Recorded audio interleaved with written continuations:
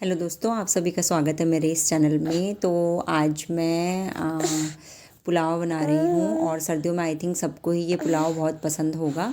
और ये देखिए, मेरा बेटा भी किचन में साथ ही में आ गया है। जब भी मैं कुछ भी बनाती हूँ या खाना बनाती हूँ तो उसको देखना ही होता है, हमेशा परेशान करता है कि मुझे ऊपर ले लूँ। तो आई थिंक सर्दियों में ये मटर गोभी आलू, ये जो मिक्स वेज पुलाव होता है, ये सबको पसंद होता है। आप में से किस किस को पसंद है कमेंट सेक्शन में ज़रूर बताइएगा। और देखिए, मैं आपको दिखा रही हूँ, ये मेरी EMRS के दौरान मैंने ये नोट्स बनाए थे। तो इसमें बहुत सारी वोकैब है और आई थिंक मेरे पास कम से कम 300-400 वोकैब है।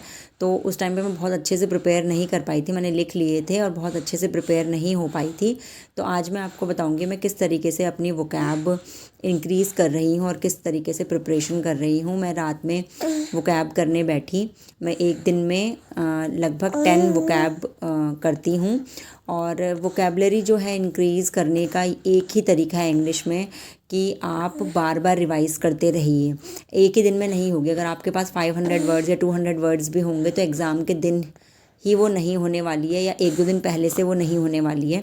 इसको बहुत टाइम देना पड़ता है। आपको पहले से ही लगभग 1-2 महीने पहले से ही धीरे धीरे इसको याद करना है, और जो जो आप याद करते जा रहे हो उसे बार बार रिवाइज़ भी करना है। तो मैंने यही अपनाया है तरीका कि DSSB की मैं जो प्रिपरेशन कर रही हूँ उसमें भी काफ़ी टाइम है, फॉर्म फिल होंगे, फिर उसके बाद एग्ज़ाम डेट वगैरह, तो काफ़ी टाइम लगेगा अभी। तो मैं सोच रही हूँ कि अभी से मैं तैयारी करूँ, इसलिए मैंने तैयारी शुरू कर दी है। तो मैं रोज़ 10 वोकेबलरी लूँगी, मिनिमम तो लूँगी, 15 भी हो सकती हैं, जितना मुझे टाइम मिलेगा उसके अकॉर्डिंग।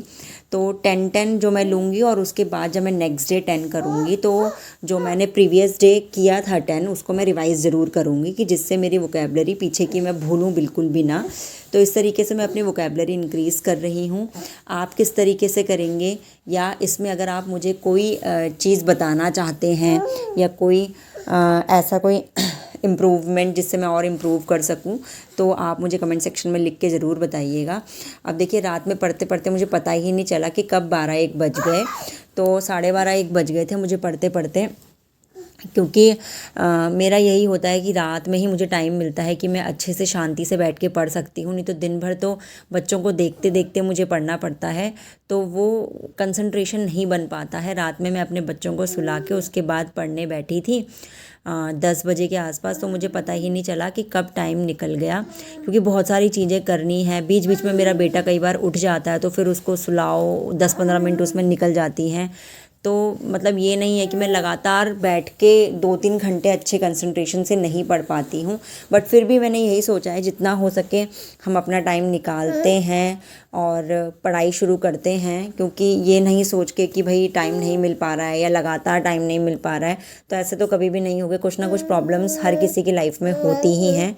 तो उन सभी प्रॉब्लम्स को पीछे छोड़ते हुए हमें आगे की तरफ कंसंट्रेशन करना है, ध्यान लगाना है और आगे बढ़ते जाना है और अपने आप को और इम्प्रूव करना है।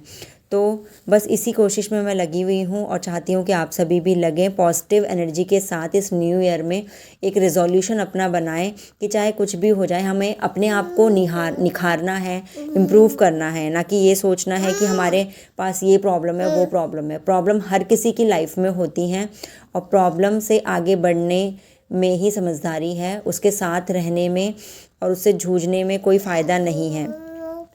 तो बस मैं यही कर रही थी और पता ही नहीं चला कि कब 1 बज गए और फिर मैं अपना सो गई, जिससे क्योंकि मुझे सुबह भी ऐसा नहीं है कि मैं 1 बजे सो रही हूँ तो मैं सुबह 9 बजे तक उठूँगी, क्योंकि मुझे पूरा घर संभालना होता है।